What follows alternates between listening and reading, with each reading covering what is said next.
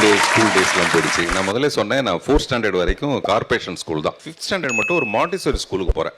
அங்கே போனால் எல்லா பசங்களும் இங்கிலீஷில் பேசுகிறாங்க. அவங்க வந்து எல்கேஜி யூகேஜிலேருந்து படிக்க ஆரம்பிச்சிருவாங்க. போனால் நமக்கு பயங்கர காம்ப்ளெக்ஸு. இவங்களுக்கு நடுவில் நம்ம என்னதான் பண்ணுறதுனே தெரியாது. அந்த நேரத்தில் அங்கே விஜயா டீச்சர்னு ஒரு டீச்சர் இருப்பாங்க, ரொம்ப அழகாக இருப்பாங்க. அவங்க வந்து நல்லா படிக்கிற பையனை கூப்பிட்டு நெத்தியில் ஒரு முத்தம் கொடுப்பாங்க. நீங்கள் இந்த 500 ரூபாய்க்கு பதிலாக ஒரு முத்தம் கொடுப்பாங்க. அந்த முத்தம் தான் நமக்கு பயங்கர இன்ஸ்பிரேஷன். அதுதான் நமக்கு குடைக்குள் மழை மாதிரி. சார் இவங்க எல்லாம் சிரிக்கிறாங்க, ஓகே. இவர் ஒரு குபீர் சிரிப்பு சிரிச்சாரு சார். இவருக்கும் லைஃப் அப்படியே ஒரு டீச்சர் இருக்காங்கன்னு நினைக்கிறேன். அப்படி நான் மொத்தத்தையும் சொல்லிடுறேன், மொத்தத்தோட முடிச்சிட்டேன் நான். Okay sir. ஸோ நான் சொல்றது வந்து எப்படிலாம் நம்ம இந்த வருஷம் தேர்வோன்னு பார்த்ததுக்கு அந்த ஒரு முத்தம் கொடுத்த இன்ஸ்பிரேஷன் என்னாச்சுன்னா, ஆச்சு அந்த வயசுல வந்து உண்மையிலே ஒண்ணுமே பெருசா தெரியாது.